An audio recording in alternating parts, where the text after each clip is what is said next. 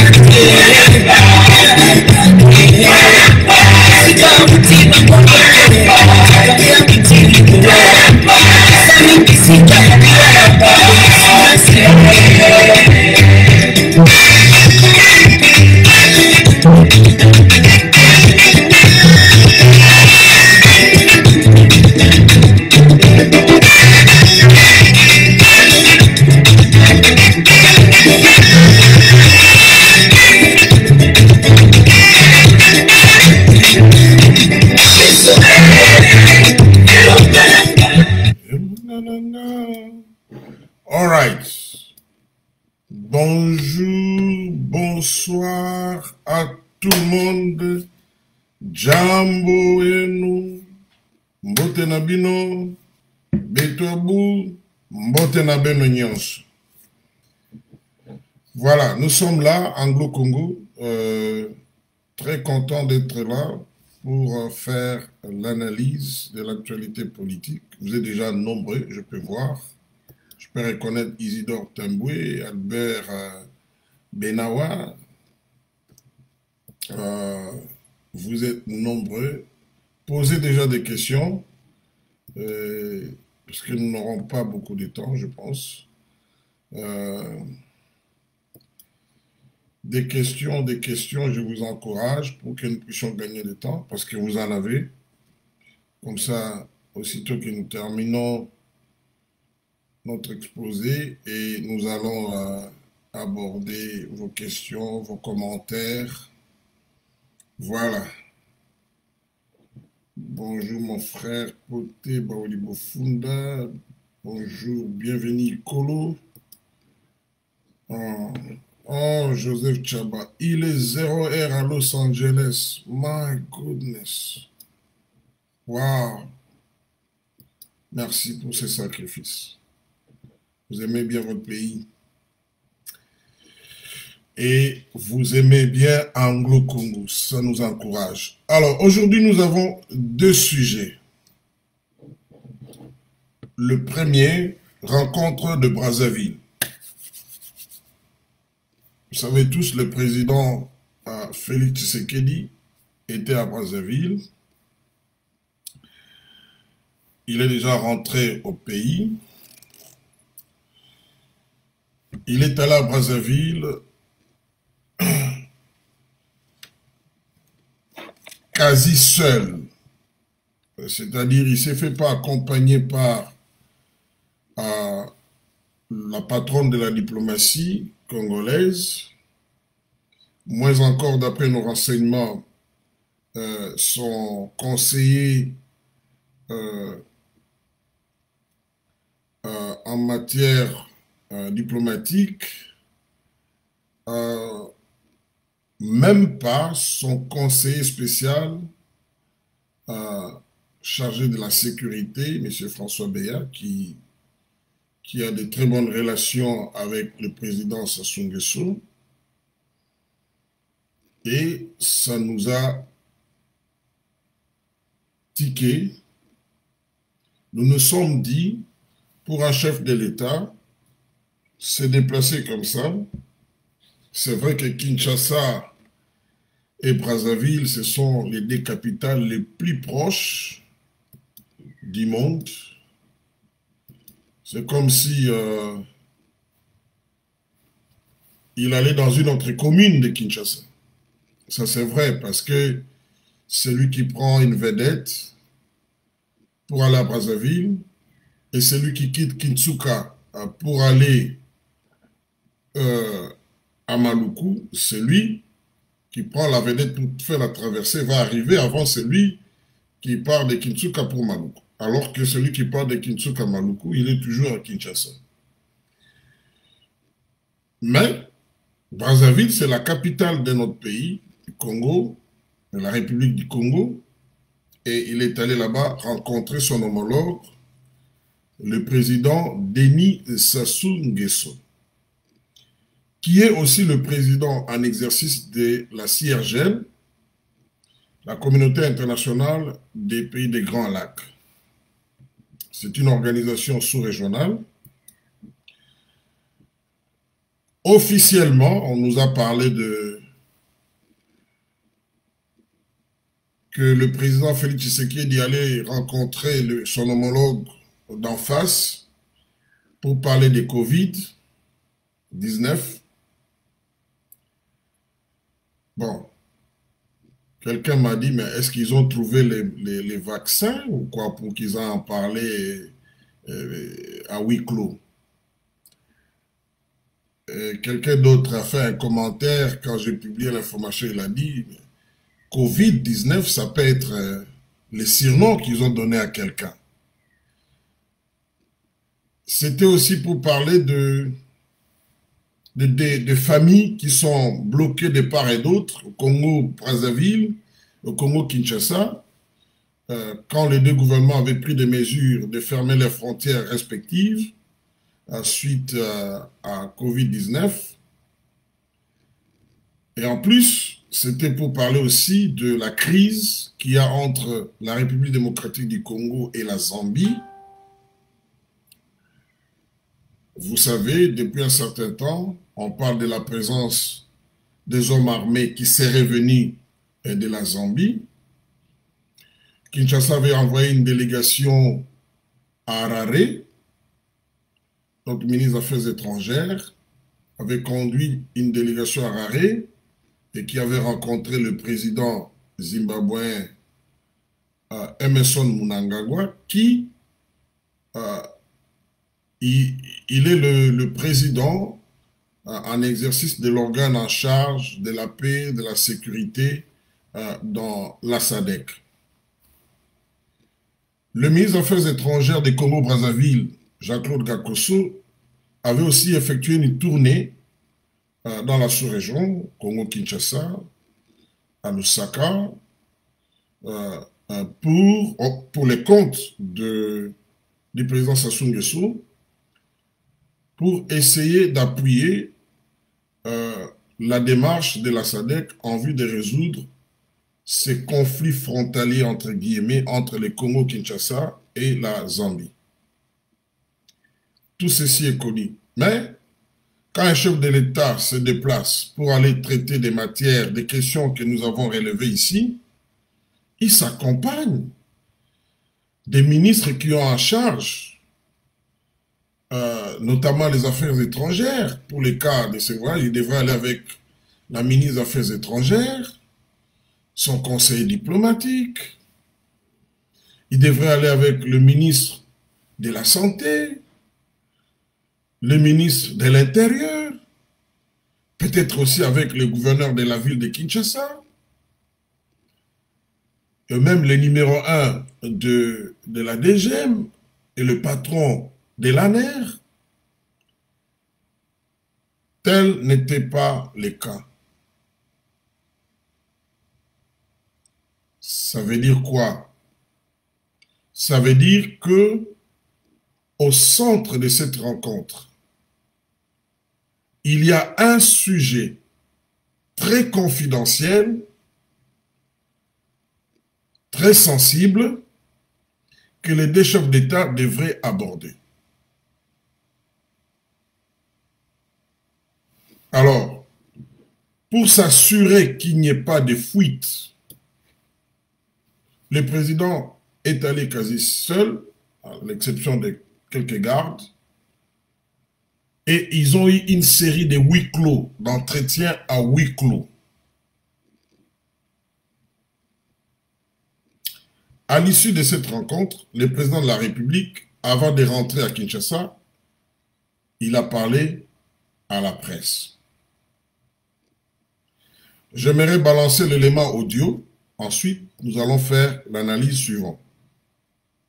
L'essentiel est de regarder d'abord les intérêts du pays, et je crois que les uns et les autres sont conscients de cette prise en compte des intérêts du pays, j'entends, et donc nous allons finir par trouver des solutions.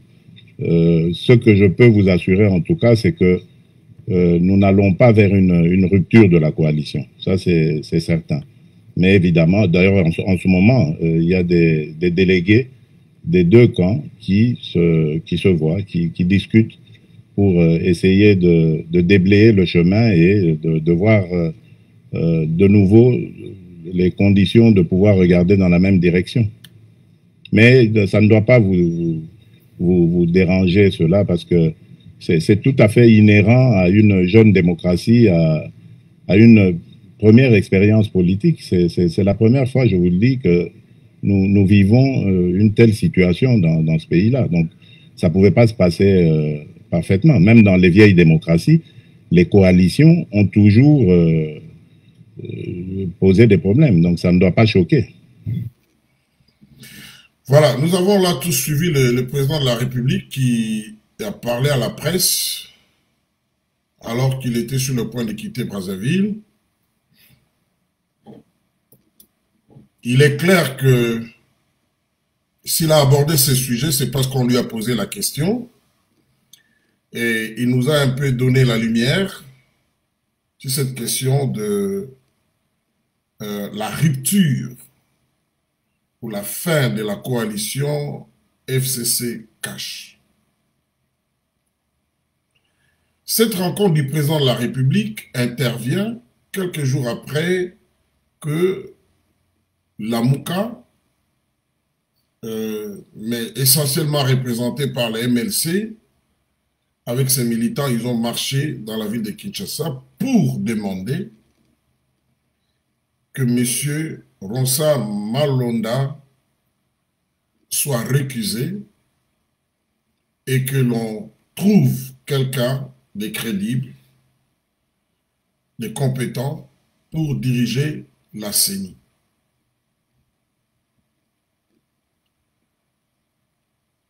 Le président de la République dit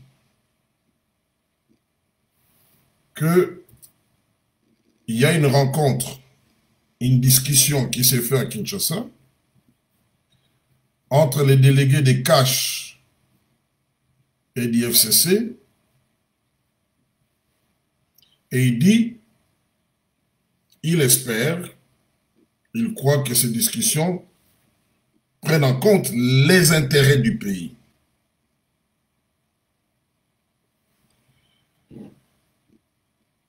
Il ajoute qu'il n'y aura pas, qu'on ne va pas dans le sens de la rupture. On ne va pas dans le sens de la rupture.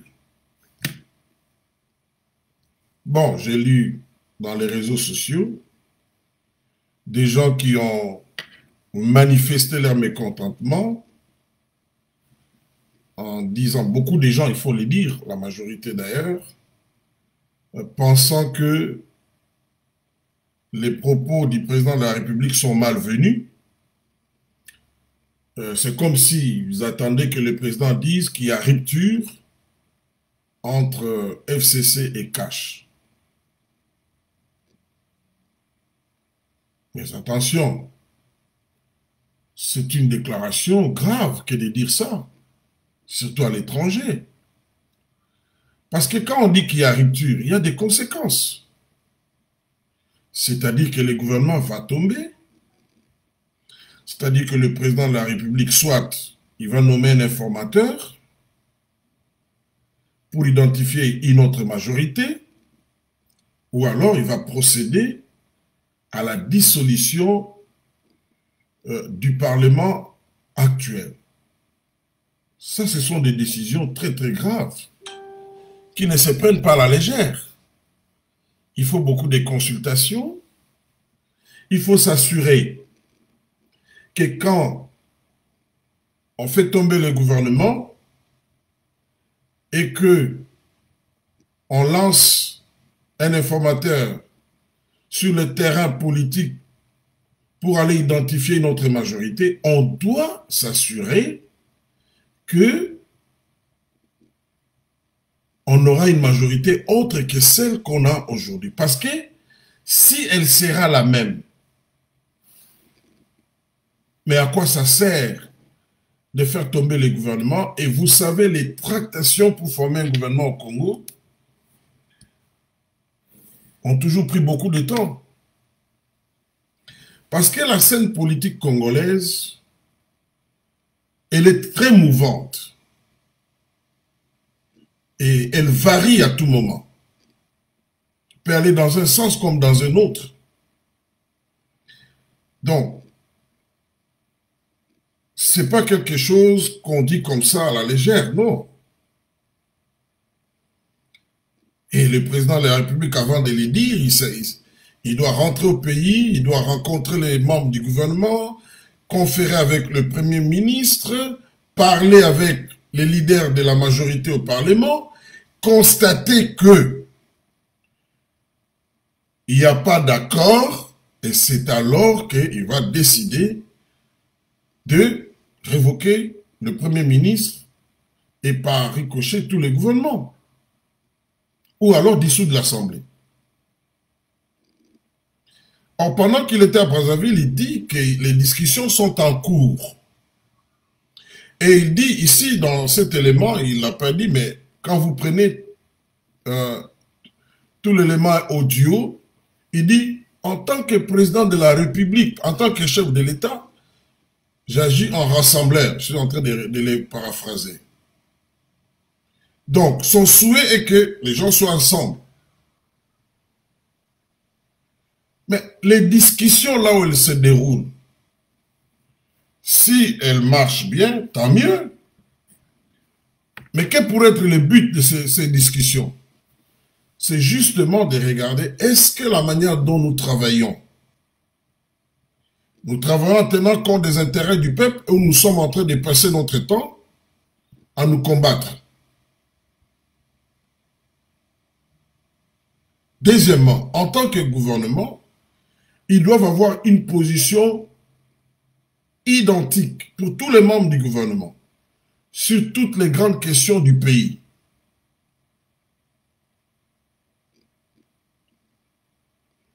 Et aussi en tant que coalition.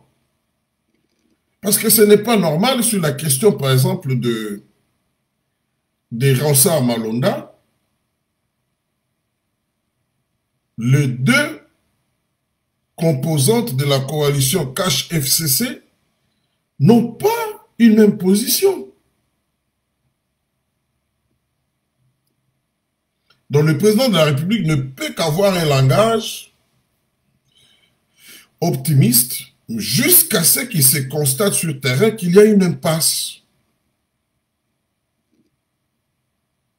Le fait qu'il y a discussion, c'est-à-dire que les points de vue ne sont pas les mêmes.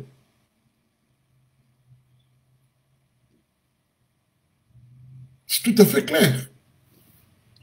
Mais d'une part, je voudrais dire, ce qui fait peur, ce qui a dessus les gens, ce sont les gens qui pensaient que, parce qu'on parle d'un dialogue, c'est notre deuxième sujet, mais ça se lit, il y en a qui pensaient qu'il y aura un dialogue. Il y en a qui pensent jusque-là qu'il y aura un dialogue.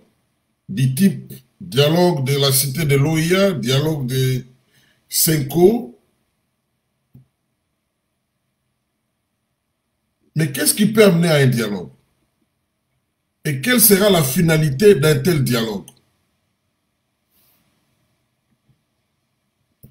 Si les gens se plaignent parce que la raison des deux marches qui ont eu lieu à Kinshasa, des protestations, c'était les rejets de la désignation de Ronsard Malonga par certaines confessions religieuses à la tête de la CENI.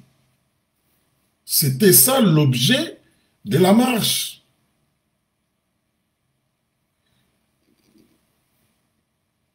Est-ce qu'on doit aller dans un dialogue pour cela? Je dis non.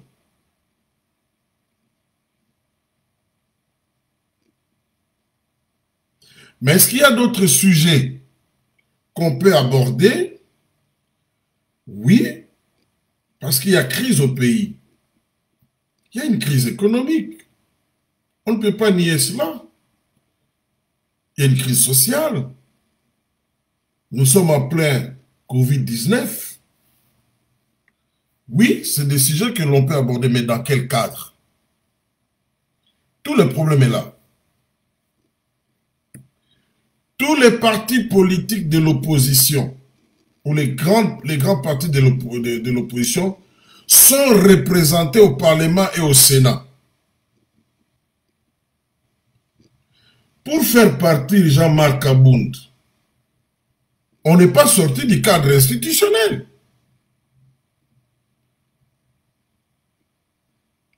Ça a été décidé au Parlement.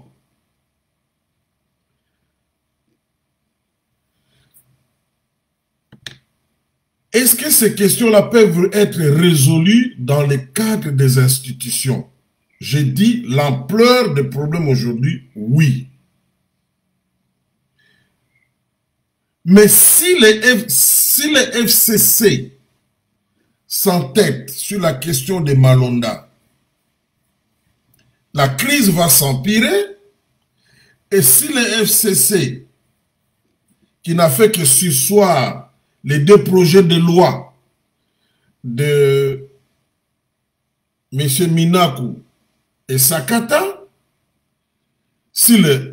ils estiment que, parce qu'ils avaient dit officiellement, ils vont mettre à profit ce temps ici pour expliquer à l'opinion les biens fondés de ces projets de loi.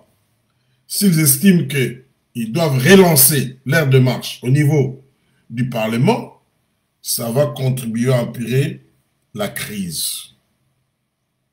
Et si les plateformes les partis politiques de l'opposition, et même ceux qui sont au pouvoir,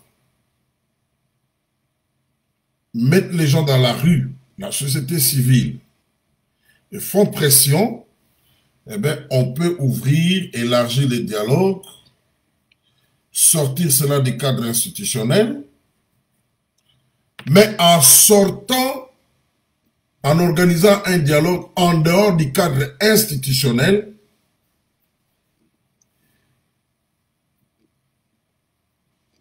il y a un risque d'enlisement d'abord, parce que, vous le savez, il faut que les délégués soient désignés. Ça aura quel format? Ça va coûter combien au trésor public? Ça va se tenir où? Et ça va durer pendant combien de temps? Et finalement, quels seront les sujets qui seront abordés?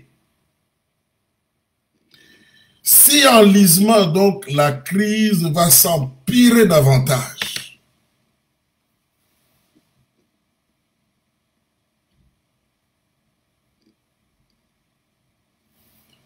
Et à l'issue de ces dialogues, nous allons sortir avec quoi? Est-ce qu'il ne s'agira pas du partage des gâteaux?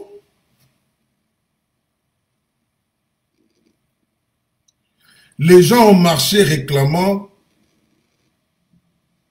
le départ de Rossard Malonda. Mais maintenant, on entend de plus en plus un dialogue. Donc, la question de Rossard Malonda n'a servi que de prétexte pour créer une nouvelle donne politique.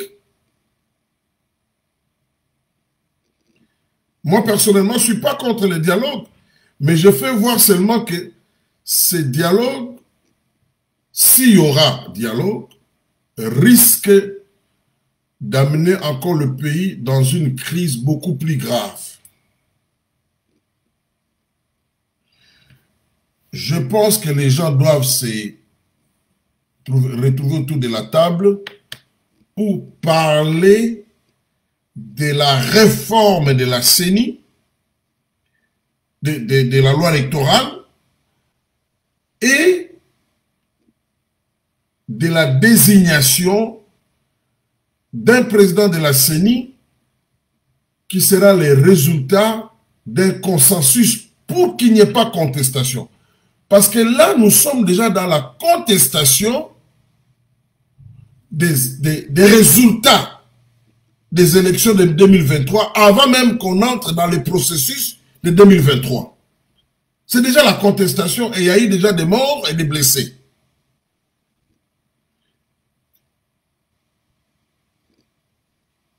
Donc, ça serait mieux que les gens se rencontrent le plus rapidement possible, la société civile d'abord, et à cela, associer les autres parties prenantes. Parce que ce sont les partis politiques qui finalement vont concourir dans ces élections, les associer à appeler cela dialogue, discussion, concertation pour parler,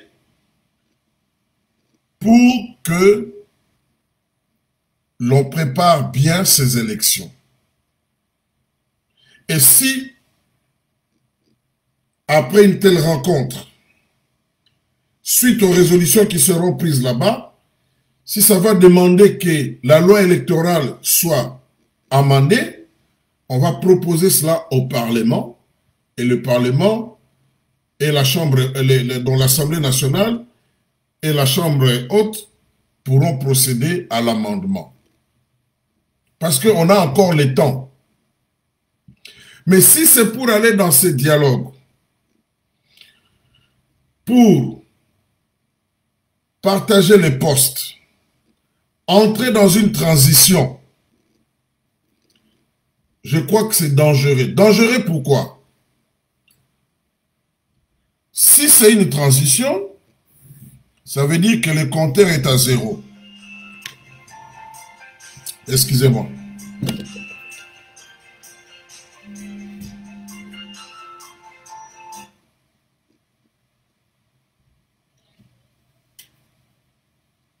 Sorry? No, she's gone already. You can go straight. You can come. You can come here and get the quote. All right. Don't call me. I'm broadcasting.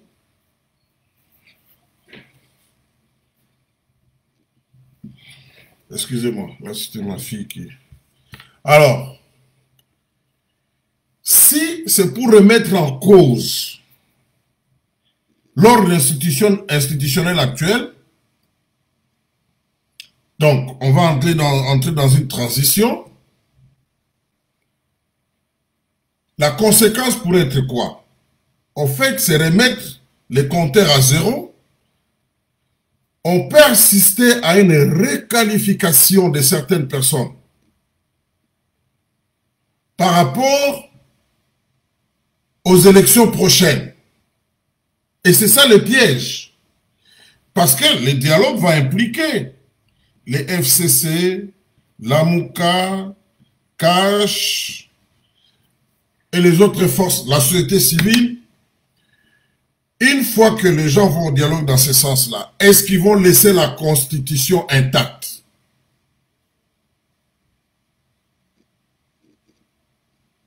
Les mêmes raisons qui avaient prévalu avant les élections, qu'on n'ait pas un dialogue, de peur de remettre Kabila dans la course, ce sont les mêmes raisons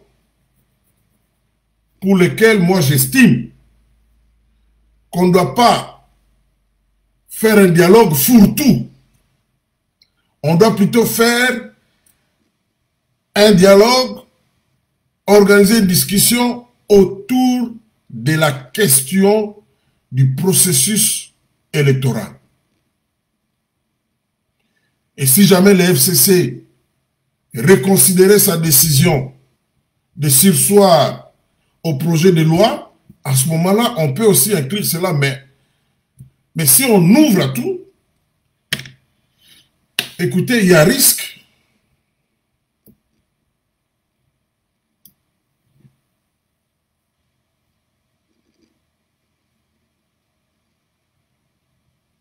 Et les discussions risquent de prendre beaucoup de temps.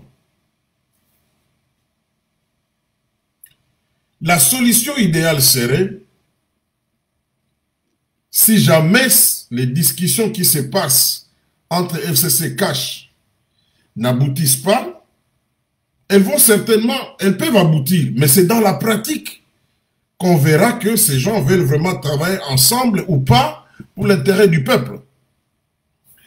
Alors si ces discussions n'aboutissent pas, le président de la République avait dit il est pour la coalition, mais il ne va pas laisser sa peau pour la coalition.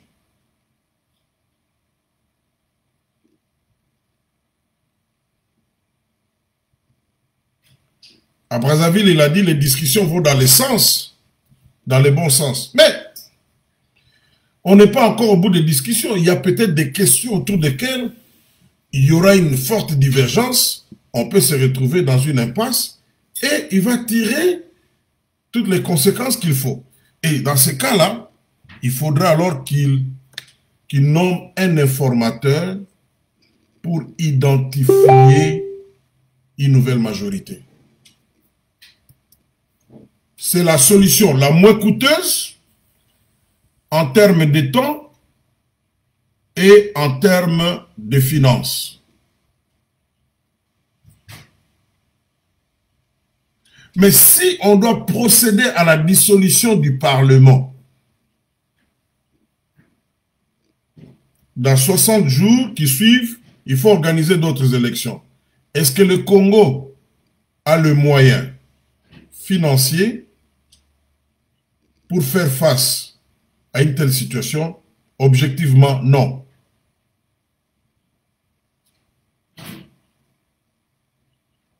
À moins que, par une exception, le Parlement et le Sénat autorisent, avec l'accord de la classe politique, un glissement. Or, si nous parlons des glissements, on ne va pas laisser le président de la République glisser avec ses 2 chambres. Les autres chercheront à entrer dans la course, entrer dans les gouvernements. Parce que c'est ça le nœud du problème. Au Congo, tout comme dans beaucoup de pays africains, quand vous n'êtes pas aux affaires et qu'il y a un processus démocratique qui est engagé, vous avez beaucoup de chances, soyons réalistes, à la fin du processus électoral, que vous soyez les perdants. Si vous gagnez, c'est une exception. Ça devient une exception. Mais la règle, c'est-à-dire que vous serez perdant. Ceux qui sont au pouvoir, généralement, ils vont se retrouver à l'issue de ces élections. Même s'il y a une partie qui va aller dans l'opposition, mais la partie qui va aller dans l'opposition aura quand même une part confortable des députés, voire même des gouverneurs. La plupart des gens qui disent dialogue, dialogue, et d'ailleurs vous allez suivre, les gens ne parlent plus de la réforme de la CENI. J'en veux pour preuve le communiqué de Lamuka. Ce n'est pas moi, hein, le tout dernier. Quand vous l'analysez, ce n'est plus vraiment une question électorale. C'est un problème qui est un dialogue, mais ils ne disent pas que dans ce dialogue, leur intérêt, c'est d'entrer dans le gouvernement pour enfin avoir les moyens financiers, comme les autres qui sont dans le gouvernement, il faut le dire, et pour influer sur le processus électoral, de telle sorte qu'au finish, qu'ils ne soient pas des victimes. C'est ça l'agenda caché. Et une fois qu'ils entrent au gouvernement, ils ne vont pas accepter que ça soit une année. Ça sera au minimum 2 ans.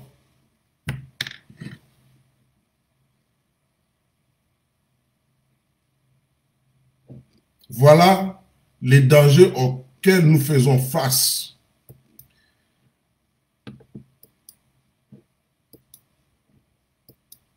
Ceux qui sont, et l'avantage de ce qu'il y a eu, c'est que d'abord, ça a démontré que les gens ne sont pas avec ces députés qui sont là, la population. C'est clair. Deuxième chose, les gens ne sont pas prêts à voir des élections bâclées, chaotiques, comme les 3 élections que nous avons connues au pays, dans le passé.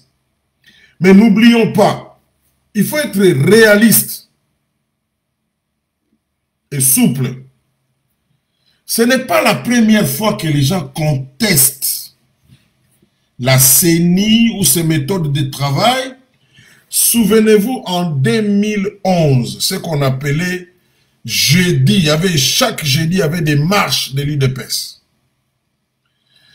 Ces marches étaient conduites par Jacquemin Chabani, et il revendiquait, il voulait un processus transparent, et il disait que toutes les parties prenantes aient accès au serveur.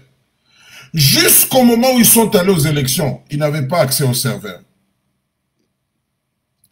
Pourquoi? Chaque fois qu'il y a un processus électoral qui est engagé, les gens contestent la manière de faire de la CENI, l'étape d'enrôlement. D'abord, ils commencent par la composition, l'enrôlement, tout ça. Viendra un moment,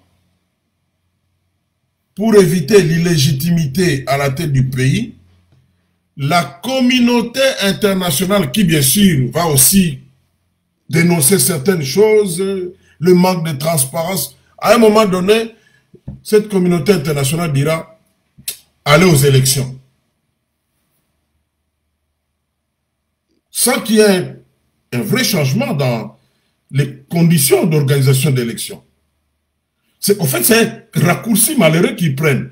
Mais ils se disent que si on laisse au nom de la stabilité, parce que plus il y a des dirigeants illégitimes et qu'il y a des risques de ne pas avoir des élections dans les brefs délais, ça devient une pression pour eux. Ils disent, mais ça peut barder dans ces pays. Et la RDC, ce n'est pas le Congo-Brazzaville. Ce n'est pas la République centrafricaine. C'est plus de 80 millions d'habitants. C'est un pays qui est au centre de l'Afrique, avec 9 différents voisins, parmi lesquels des voisins qui ont aussi des problèmes de stabilité. La République centrafricaine, mais c'est une bombe à retardement. On ne sait pas s'il y aura des élections en République centrafricaine. Parce que le groupe armé occupe la majorité du territoire centrafricain. Le président Ange Faustin Touadéra, les députés de son camp ont tenté d'obtenir un glissement, comme on dit chez nous. La Cour suprême, la haute cour de la République centrafricaine a refusé. Il leur a demandé d'aller trouver une solution politique. Et on craint que si on arrive à l'échéance, il n'y a pas élection, mais ça va barder la République centrafricaine. Or, déjà, beaucoup de groupes armés en République centrafricaine ont des bases arrières chez nous.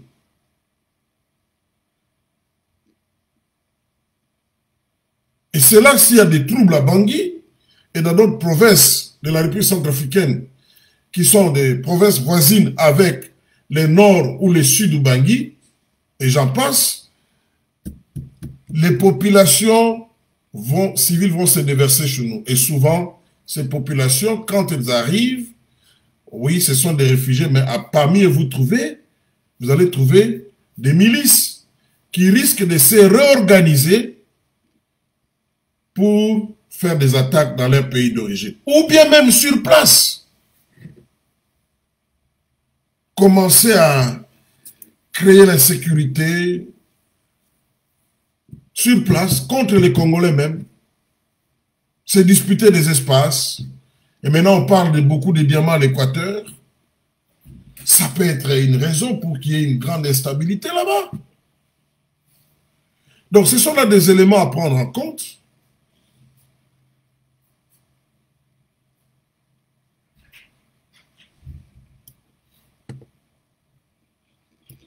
Mais si dialogue il y aura, croyez-moi, ça va nous conduire à un partage du pouvoir. Il y aura certainement la réforme de la CENI, mais il y aura partage du pouvoir, transition, ce qui veut dire glissement,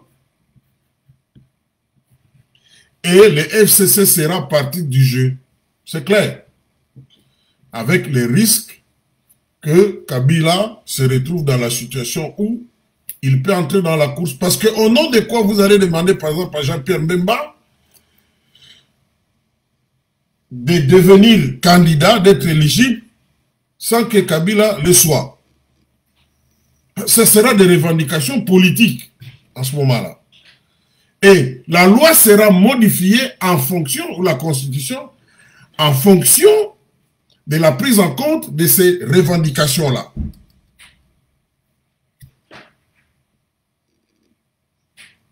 Voilà les risques auxquels nous faisons face. Mais je reprends, la solution probable, c'est idéal aussi, dans la situation actuelle, ça serait tenter de trouver une nouvelle majorité. Parce que ça peut, il y a déjà des fissures au niveau du FCC entre les PPRD et les alliés.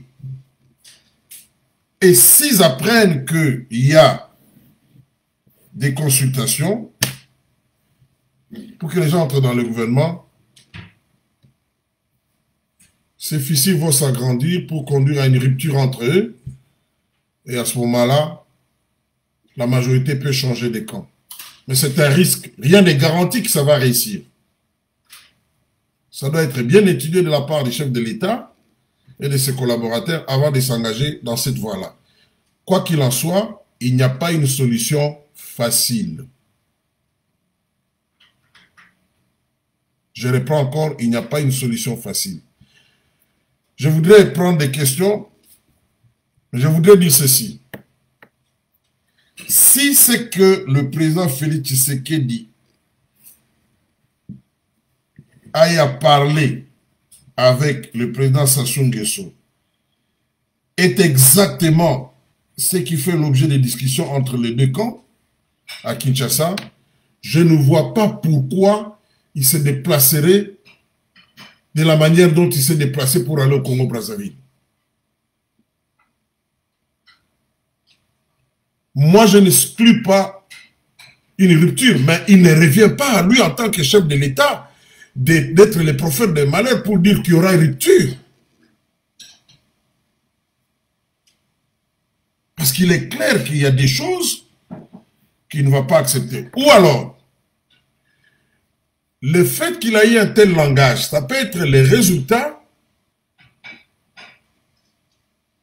d'une concession de la part de Joseph Kabila, une concession de taille. Mais, voyons ce que ces discussions vont donner dans la suite pour que nous soyons fixés. Voilà, je vais prendre quelques questions rapidement et des commentaires. Joseph Tchabaï me dit, j'attends ta réaction après le passage de Mami Tchibola au Bossolo na politique aujourd'hui dans l'affaire avec Mukuna. Bon, cette histoire, je dois dire que elle est indécente. Que ça soit vrai ou faux, les contenus blessent la pudeur. C'est pas facile d'en parler. Mais, d'après mes informations, le pasteur Mukuna va s'en sortir. C'est-à-dire, il sera libéré. Il sera acquitté. Tel que nous avons appris comment le procès était, quand chaque partie est venue donner sa version des faits, après confrontation, il me semble que le pasteur Mukuna, si on s'en tient à ce qui est juste, il va s'en sortir. C'est le moins que je puisse dire sur ce sujet. Le reste, je ne saurais pas aborder cela. Je regrette que Madame Mami Tchibola, son histoire est pathétique. Je comprends que c'est une dame qui est, quelque part, elle a fait preuve de sincérité, mais elle a été aussi victime de manque d'éducation. Elle le dit elle-même. En passant, je dis que ça doit ouvrir l'œil des autorités, parce que jusqu'aujourd'hui, il y a des coins de la République où on est en train de donner en mariage des mineurs. Des filles mineures, c'est grave. Particulièrement au Kasaï. Les ONG ont beaucoup à faire. Les églises doivent dénoncer cela. Vous imaginez cette dame-là qui est née en 1900, je ne sais pas, 92, à 13 ans et demi, hein? Elle était mariée ou bien elle a donné naissance à un enfant. Et c'est inconcevable. C'est illégal. Donc, c'est vrai que à une époque donnée, ma mère, c'est à cet âge-là qu'on l'avait épousée par mon père. Mais il y a plus de 60 ans qu'on avait épousé ma mère par mon père. C'était acceptable à ce moment-là, mais pendant ce temps ici, c'est pas acceptable. En fait, c'est la chose qui m'a le plus touché. J'ai dit, voilà une raison de rendre aussi l'éducation gratuite. Son père ne savait pas écrire, elle, c'est à peine qu'elle a appris à écrire et à lire. Donc, c'est vraiment regrettable. Alors, je prends quelqu'un d'autre.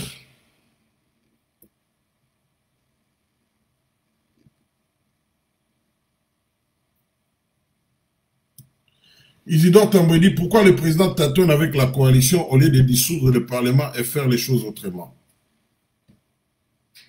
Bon, comme je l'ai dit, ça semble être facile. On peut se réveiller puis on dit le Parlement est dissous. Mais que dit la loi après cela? Je l'ai dit tantôt. Dans 60 jours, vous devez organiser les élections. Si vous n'organisez pas les élections dans 60 jours, qu'est-ce qui arrive après?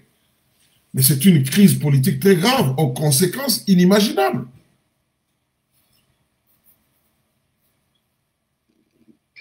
Parce qu'après 60 jours, s'il n'y a pas élection, on fait quoi? Même la légitimité du président sera remise en cause. Donc, ce n'est pas des choses comme les gens pensent aussi faciles, non. Mais quelque chose doit être fait et nous avons donné là une piste de solution. Albert Benawa dit Shalom, men of God et la paix. Merci beaucoup. Joseph Tchaba voulait savoir quelle était mon analyse sur ma réponse sur la coalition avec la FCC, Cash et le séjour de Félix à Brazzaville. J'ai déjà parlé sur ça. Isidore Tamboué dit la démarche de la Mouka et les LCC ne sont-ils pas louches? Bon. Écoutez, en politique, on fait tout pour... D'abord, la politique, c'est les rapports de force. On fait tout pour créer une situation qui vous soit favorable. J'ai dit, ces marches contre Malonda Ronsard ont donné lieu à ceux qui, au moins aux gens de la Mouka, d'élargir leurs revendications.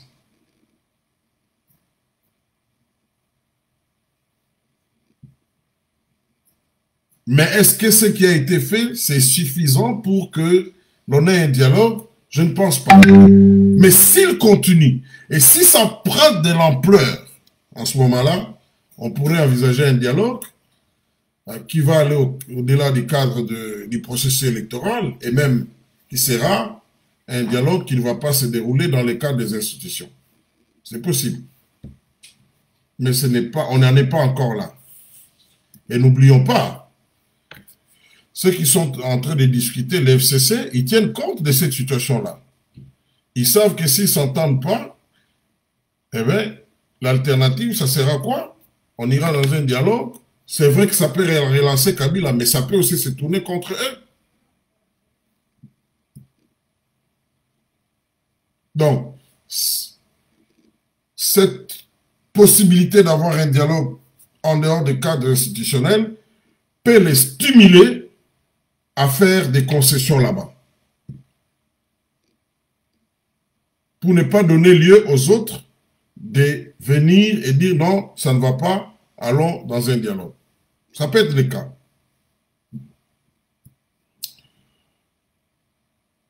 Albert Benawa, il dit, il s'est passé quoi juste pour le cas Benon Mamba?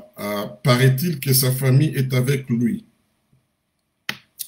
Bon, on est dans une situation très confuse, mais d'après mes informations, des sources crédibles, monsieur Benoît, je crois que c'est Luamba, plutôt. Vous parlez de lui. Il avait effectivement remis sa lettre de démission, mais par après, il a subi des pressions et il aurait, je mets ça au conditionnel, changé, renié qu'il a déposé une lettre de démission. Donc, et puis l'ANER est allé pour perquisitionner dans son bureau, entendre son directeur de cabinet, quelques-uns de ses collaborateurs, Mais à la présidence, on a pris acte de sa démission. Donc voilà, on en est là.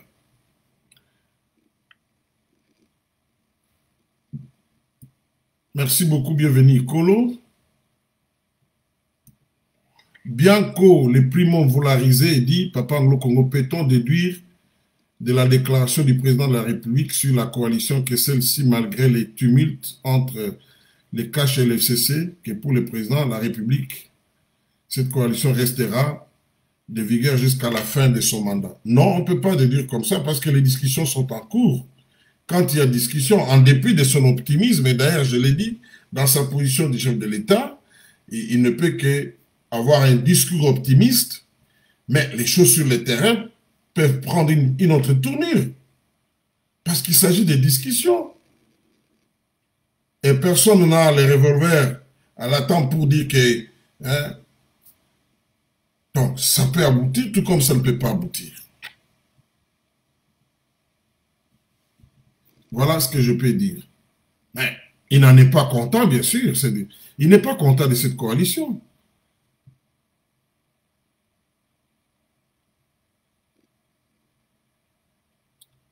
John Poy dit non, il ne peut pas dire ça, c'est un langage diplomatique. Oui, je comprends. Moi, je dirais que c'est un langage politique.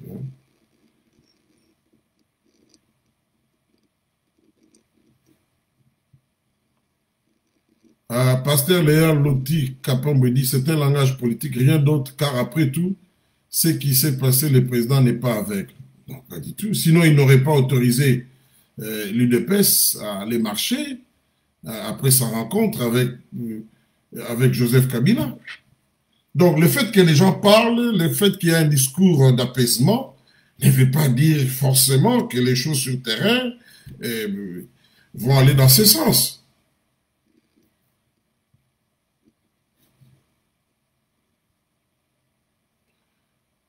Pati Madika, il y a un mot sur le procès en appel de VK. Bon, à ce stade, il est difficile de prédire, mais comme je l'avais dit l'autre fois, il y a, les juristes disent qu'en pénal, le jugement est basé sur la conviction du juge, compte tenu des éléments en sa possession. C'est ce qu'a fait les juges. Moi, de mon côté, avec ma petite connaissance, et suite à ce que j'ai appris dans ces procès, je pense que ce qu'on peut retenir à charge contre VK et ce qui peut rester, c'est le fait que on avait décaissé de l'argent sans respecter la procédure. Et c'est sur son ordre. Excusez-moi. Et, autre chose,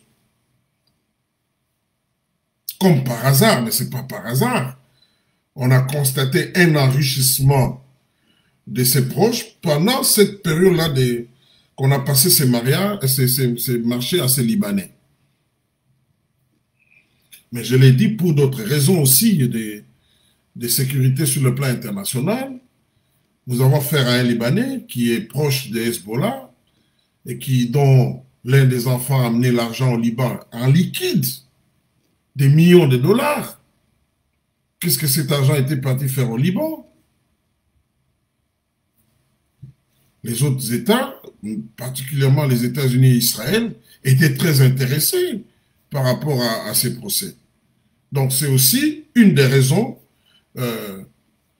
dont on n'évoque pas beaucoup, mais qui peut faire que ces États-là pèsent sur notre justice, sur notre gouvernement, je l'ai dit ouvertement, pour que les gens qui étaient impliqués dans ces transactions ne puissent pas être libérés. Parce qu'il y a la sécurité des États qui est en jeu. Serge Niati dit, bonjour AC, avez-vous des informations par rapport à la rencontre entre les chefs de l'État et les commandements militaires élargis? Mais non, je n'ai pas des informations là-dessus. Je serais prétentieux de dire que j'ai des informations entre les chefs de l'État et puis le commandement supérieur de notre armée. Je me contente jusque-là de ce que le porte-parole a dit. Tout ce que je retiens, Ils ont renouvelé leur loyauté, leur engagement vis-à-vis de la nation pour défendre la nation, le territoire congolais.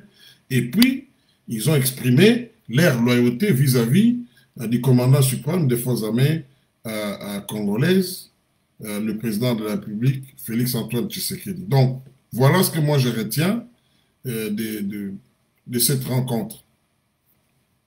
Mais nous notons qu'il y a, bon, dans les médias, dans les réseaux sociaux, il y a des généraux qui n'étaient pas présents, notamment on parle de John Numbi. Je ne connais pas officiellement la raison de son absence. Est-ce qu'il était empêché, hein? Est-ce qu'il avait présenté une raison pour ne pas prendre part? Est-ce qu'il a un problème de santé ou quoi que ce soit? Ça, je ne sais pas. Le temps nous le dira. Bonjour, maman Lisa Monguedou. Bonjour, bonjour, bonjour. Sami Mwanza Kalamba dit, est-ce que les membres de la CPI qui sont à Kinshasa saisira Kabila pour l'amener à la haie? Non, ça ne se passe pas comme ça. D'abord, il faut qu'il y ait une plainte contre Kabila. Il n'y a pas, jusque-là, il n'y a pas une plainte contre lui. Et c'est vrai qu'il y a une requête qu'un certain nombre d'avocats canadiens avaient adressée au bureau du procureur pour qu'on ouvre des enquêtes contre les autorités congolaises, notamment le président Kabila. Donc, l'équipe de la CPI qui est venue sur place, semble-t-il, sa première mission, c'est d'abord la situation au niveau de l'Ituri, et ensuite, elle va aborder d'autres questions, mais ce n'est pas qu'ils sont allés là-bas pour prendre des Kabila, et puis, ce ne sont pas les membres de la CPI là qui viennent, non. Hein, donc, on n'en est pas encore là. Si un jour, cela va arriver, mais il y a une procédure. Alors, pasteur Léa Loti, lui, il veut aller dormir. Il dit, passez une bonne journée, papa Anglo-Congo. Merci pour tout, car t'entendre souvent donne quand même une bonne compréhension. Merci, homme de Dieu, et passez un bon week-end. Voilà, là, j'ai pratiquement ramassé. Paulin Canet m'a dit, la position du chef reste conciliante. C'est ce qu'il faut pour lui. La rupture entre FCC-Cash doit être activée par la base. Ce peut être une stratégie.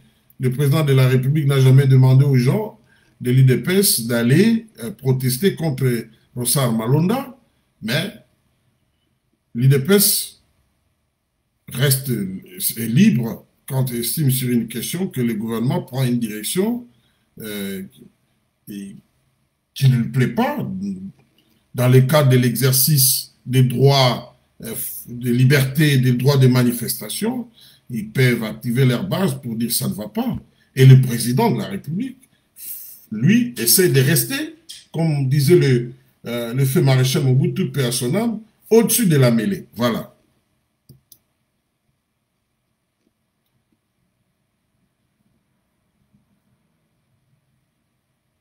Bon, je crois que j'ai ramassé pratiquement toutes les questions, Dieu merci.